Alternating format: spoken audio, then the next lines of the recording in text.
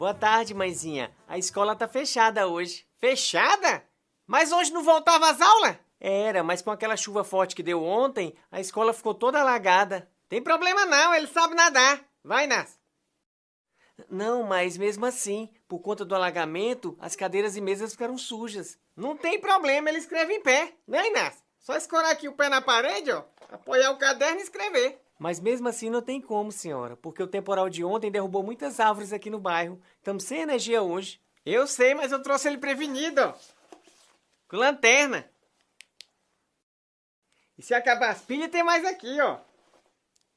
Entendo, mãezinha, mas por conta desses problemas, as professoras não vieram hoje. A volta às aulas foi adiada para a semana que vem, até a gente arrumar tudo aqui. E essas crianças vão ficar mais uma semana de férias em casa?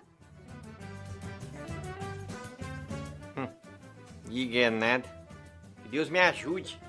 Bora, Inácio.